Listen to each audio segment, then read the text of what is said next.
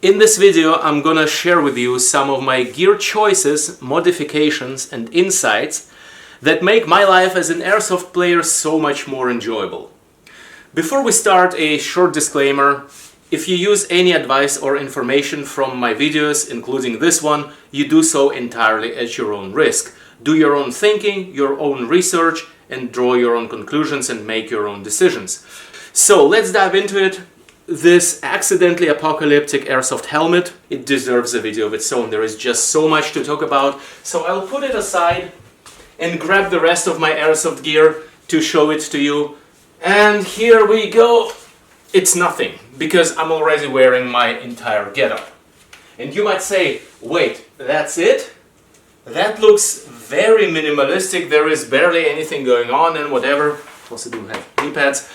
And yes, you're right, but there are a ton of small and big decisions involved in this. In fact, this whole getup, while it might not look like much, ticks a lot of boxes for me, if not all, for comfort, mobility and performance and breathability, as well as sufficient protection, sufficient as in to my personal taste. Yours might vary. I'm not talking just about protection against BBs, I'm also talking about some other stuff that I have never seen anyone in the airsoft community talk about, although in my opinion it's much more dangerous than BBs to begin with. I'll get to that later. Let's begin with the gloves. And before you ask, oh, do you have a shop link? No, I don't, and also I'm not sponsored by any of the brands and manufacturers, so let's just begin. These are, however, M-Pact gloves from Mechanics. They are a popular choice for airsofters. The only modification I've actually done to them is adding some additional padding here on the trigger fingers and on the thumbs, because in the original version of these gloves, those are not covered by these thick rubberized ridges which protect the hands. That is, I think, because real soldiers prefer mobility of those digits, or the designers of those gloves thought so. But for airsoft, I will also want my trigger finger and thumb to be more protected. So what I've done is use some fabric glue and then cut up a bunch of fingers from rubberized work gloves like these and glue them layer by layer. With these modifications, I was also able to wash them without the whole thing dissolving, but of course on the most gentle, most forgiving setting of my washing machine, and then just air drying the gloves. This is something I do sometimes because otherwise it's just kind of disgusting, because hands sweat a lot in gloves, especially when doing activities. In fact, my hands are even sweating right now, and this is why I'm doing the gloves first, so I can take them off and also so I can manipulate the rest of my gear better, showing it to you, such as for example this cock protector. And I say so because it features a rock out with your cock out patch, and it hangs right here. I'll get to that too, but for now, the gloves, they are not great at manipulating tiny stuff. I would usually, when I need to refill my mags or do something fiddly, I would take my gloves off when I'm in the spawn or between the rounds, because they are really sturdy and yeah, you know, the more protection, the less agility.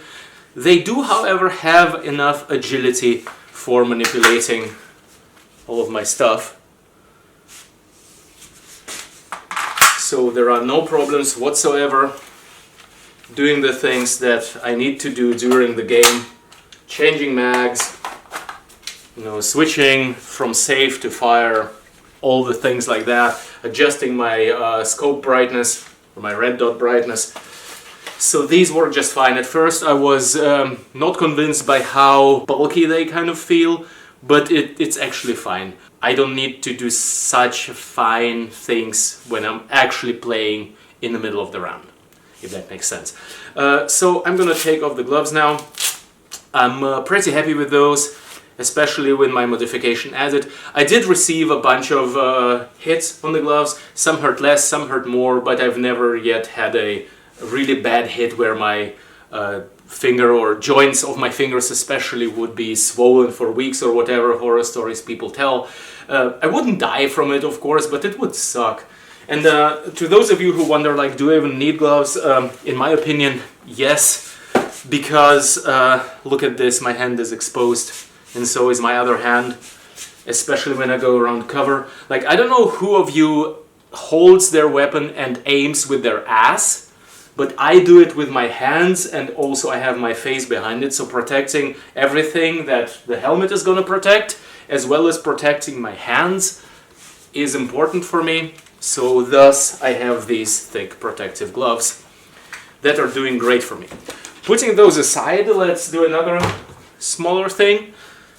These team bands right here. Yes, there are some team bands with some Velcro, but those can get undone and you have to Velcro them and blah.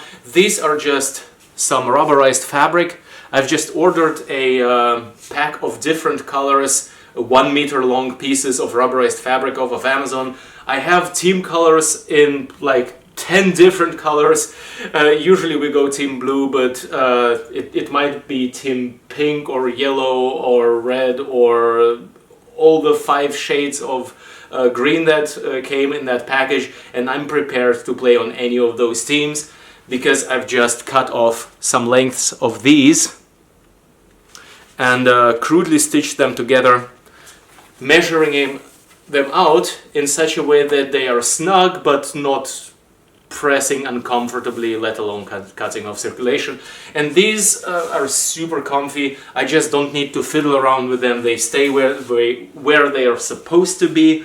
Sometimes they will slide down, but not as far as I'm showing now. Like maybe to here if I did some really intense action that might happen, but I don't need to pull them up more than once or twice, if at all, during the entire day of playing Airsoft. So these bands made just like this are fine. And yes, I know I said optics didn't matter a lot to me, but I also didn't want a big like company name on here, you know, from those sponsored bands that sometimes come for a cheap price with Velcro. These have cost just as little, and these are much more comfortable. I haven't seen anyone use bands plain and simple and minimalistically nice as these, so I'm sharing this with you now. I will not get into my sling or rifle right now. This video is not about that. Again, there might be a separate video about it. But I will show you that the collar of my shirt here allows me to have my rifle sling, even if it's twisted and nasty like it just was, go around my neck as I'm manipulating my rifle without really scrubbing and chafing my neck, which I think is nice. Now, moving on, let's go down here to the belt. And there is quite a lot going on, but I would like to start with this rock out with your cock out patch that proudly roosts on top of my rooster protection. Now, this is equally as important to me as protecting my hands, because getting shot in the junk hurts. I don't know for sure because I never found out, but I feel like it would. Now, people say that if you have sturdy enough pants, then they will stop the BB from hurting you too much. That might or might not be true. The thing is, my pants, however, are not very thick or sturdy. That is because I wanted something that has great elasticity and ventilation instead, because again, I do airsoft as a sport. They don't have to survive a war, they just have to survive me occasionally playing in them. And yeah, they're very mobile. So with my pants not being super thick or sturdy or whatever, I felt like I needed additional rooster protection, and that comes in form of this dangler bag here. And in there, and I also have this mirror, and that is not to check how awesome I look or whatever, it's to check that my helmet and face protection sit properly, if I don't have a friend around to confirm it for me, because I don't always feel that being the case. Now, other than that, there is, in the bag, there is not much. There is a small, thin sheet of EVA foam here on the back, or something similar. I'm not sure it really adds that much or not, because the bag itself has multiple layers already, and it just hangs there, and I think most BBs will have a hard time really causing me any harm in this area. And the cool thing is, even if I'm like this, See, it just dangles there. And yes, there are some angles that I could still get a stray BB or whatever. Can never be 100% sure, but in the most situations it will protect me just fine. When I run, it is really not noticeable because it just hangs freely. And also I don't put heavy stuff into it, because with heavy stuff it would be just slapping me in the junk, and that would not be the purpose of this. So I just keep it light and keep it with a bit of fun with this patch that I've had for a while. So yeah, this is my cock bag. It's attached to my belt with some key clips, and here are I just have some key rings which are attached to the belt, and this way I can unclip it on one side, and then I can take off the belt, and then I put on the belt like this and clip this in here. Now you see that there are some Velcro here. I do not really use those. I have just found a proper height for the bag. Like from my belt there is a certain distance down that I want it to hang, and that's it. Like this does it for me. I've just put some thread through here, so the Velcro is still technically there, but I'm no longer use it. Now moving on to the belt, this right here is just a good old Cobra buckle. I can open it with one hand. It doesn't have to be a quick release buckle, but I just felt like I have a couple laying around. I'm gonna use one of those for my airsoft belt. I have a slight amount of adjustment, especially if I wear my winter jacket for colder airsoft days. Then I need a bit of space in addition, or if I should gain a couple more pounds. So this is just a piece of belt. I didn't even bother to, you know, flip it over and secure it against like releasing. It just doesn't do that. It's safe enough for me. So right here I have my holster with my sidearm, and this is just a cheap universal holster, and I've adjusted it to fit the sidearm. But more interestingly, I do not have magazine bags. I had some, they were kind of bulky. Instead I've just made something from ABS plastic right here, and those are just custom magazine bags for my tiny airsoft pistol mags here, and they just fit snugly. Like I could have made them from Kydex as well, I just didn't have Kydex. Instead I had 1mm ABS, and there is another one here, another one here in front of the holster, and another one right next to it on the side of the holster. And it goes like this. Now I don't have a dump pouch, and I never do tactical reloads. My life does not depend on being able to reload in 1 second. Rather than that, I don't want to lose my magazines and whatever. So usually as the game begins and we're supposed to have loaded guns, one magazine is gonna be in here, and then when I'm done with it, I'm gonna just put this one in there immediately. It works really well for me because these have a widened mouth. So I just put this one down, grab the other one, slide it in, and here we go. And so on until I reach the last one. So this is how I solved this thing. So everything regarding my sidearm is just here. And you will also notice that my holster is not a drop leg holster. Now, there is a misconception from the 80s and whatever, the drop leg holsters sit all the way down the leg and whatever. The proper way to wear a proper drop leg holster is higher up and just as low as necessary for the soldier to clear their armor. I don't have an armor, and I prefer wearing things in a way that do not disturb my leg mobility whatsoever. Now, I have a tiny bit of mobility disturbance when I try to do some really odd stuff, but really for the most part I can move very, very freely with this. Well, this is still securely bolted down with a bolt, nut and washer to my belt. The belt is, by the way, made of 2 belts, well 3 technically. This is an old school German army belt. It's really, really stiff, which allows like also my mag bags on the side to be firm.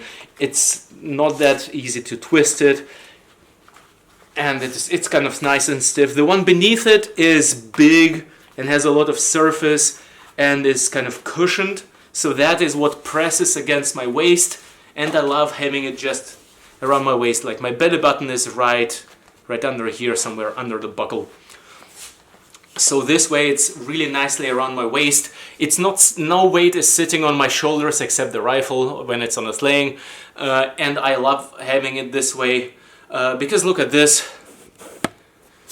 I also, in my entire body, except the knee protectors, the belt, and if you want to be pedantic, the team armbands and the sling, I do not have anything covering me such as a vest. Like in breaks, I see other guys taking off their vest and they're all sweaty underneath it, and I'm like, man, good thing I don't have that. I mean, they might have other priorities. They might just like looking more authentic or more like a soldier or private military contractor or whatever.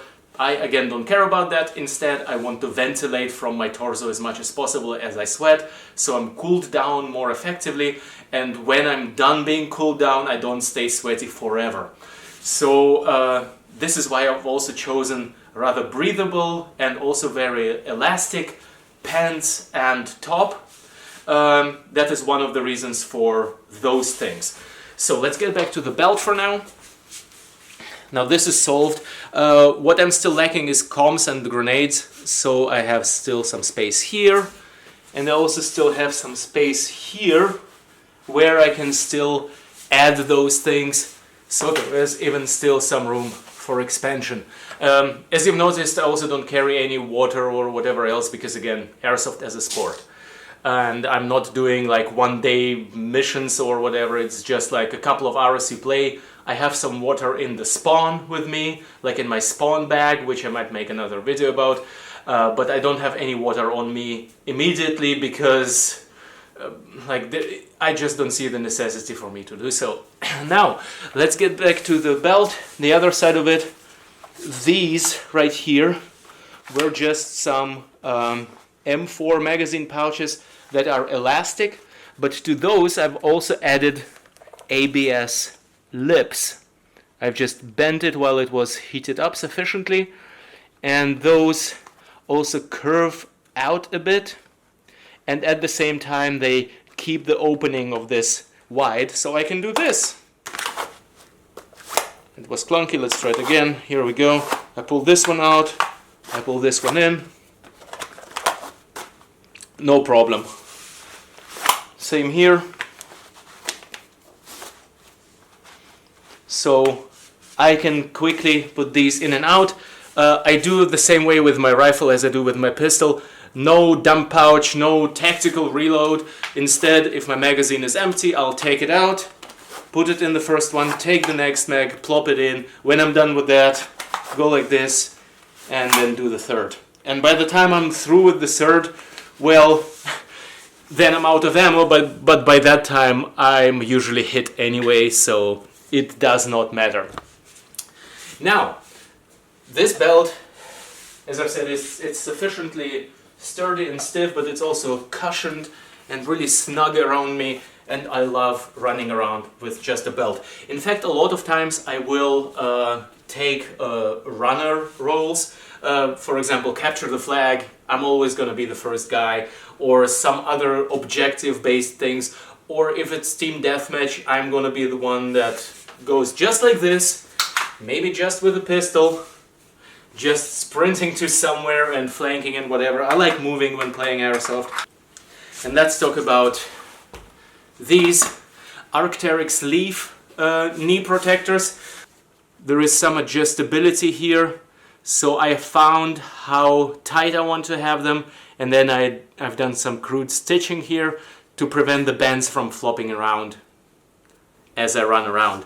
I found that these knee pads work great for me. They're a bit costly. I think I paid like 70 or 80 euros for them, but they have worked great. Knee pads are really useful for airsoft.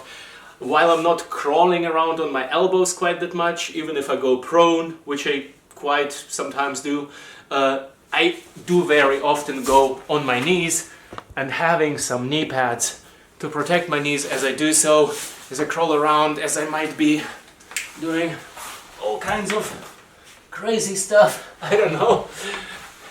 This, like, you know, during an actual game of Airsoft, I don't look like from a movie or something. I sometimes will be in some super awkward position behind something, trying to look over something, sometimes even maybe with one hand, like right now.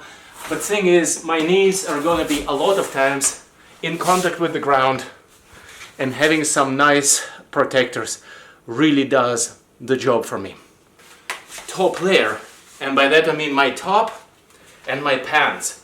Now, I did mention that I've chosen those because they're really thin and breathable and flexible, and in fact they do not really offer much, if any, protection from BBs at all. That's because if it's not gonna hit my hands, my junk, or anywhere on my head or neck, I don't really care about being hit by BBs.